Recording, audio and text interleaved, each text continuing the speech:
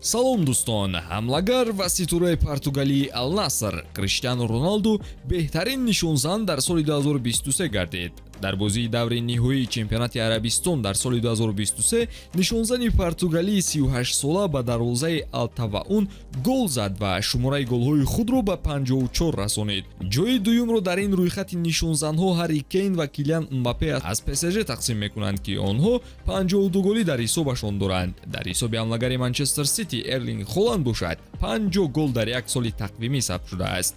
хуб, имрӯз мо дар ин бора суҳбат карда ба интервюи Роналду менигарем ки худи ӯ оиди дастовардаш чӣ фикру андеша дорад. лайк зери ин навор гузошта обуна шуданро фаромӯш насозед. мо бошад шурӯъ мекунем.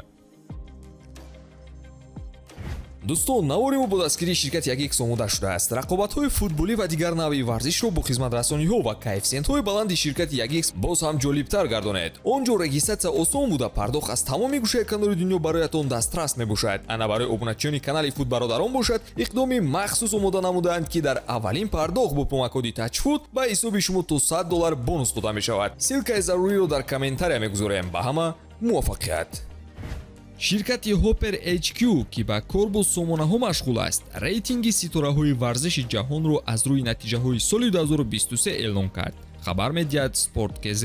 се футболбоз ба панҷгунаи беҳтарин дохил шудаанд. ҳамин тавр дар ҷои аввал ҳамлагар ситораи Ал-Наср Криштиану Роналду ҷойгир шуд. ҷои дуюмро ҳамлагари Интер Майами Лионел Месси ишғол мекунад. дар ҷои сеюм крикетчии ҳиндӣ Вират Кохли ҷойгир аст.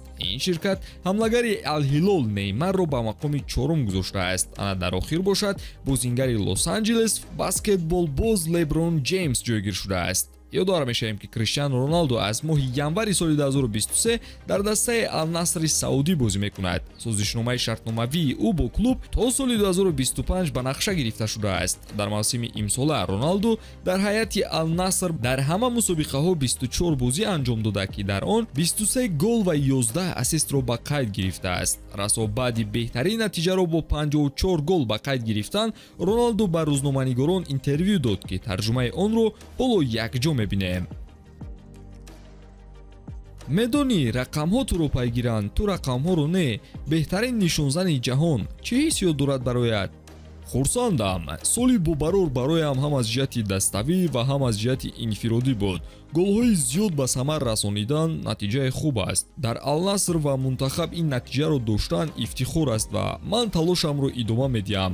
соли оянда ҳам ин нишондодро такрор кардан мехоҳам. ёд дорӣ соли гузашта ин вақт бо Ал-Наср шартнома ба имзо расонида будӣ ва дар суҳбате қайд кардӣ ки ин лига беҳтарин дар ҷаҳон мешавад.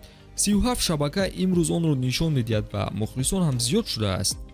бале, хурсандам. ман қарор қабул карда ба ин ҷо омадам. ба суханонам боварӣ доштам, вале он дар гузашта аст. асос ки имрӯз лига рушд карда истодааст. бозингарони зиёде омаданд, чун дарк карданд ки ин ҷо рақобат шадид шуда истодааст. тамоми ҷаҳон имрӯз бозиҳоро тамошо мекунад ва ман хушҳол аз он ҳастам.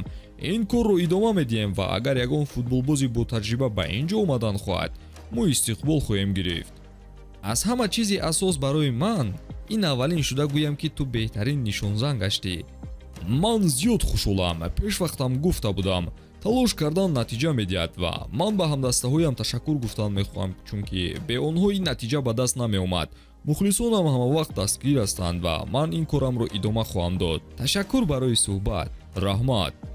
новобаста аз сину сол ин футболбоз ҳамагонро дар ҳайрат гузошта истодааст. ба назари шумо дар соли оянда мо боз Роналду ва Мессиро дар рақобати инфиродӣ хоҳем дид?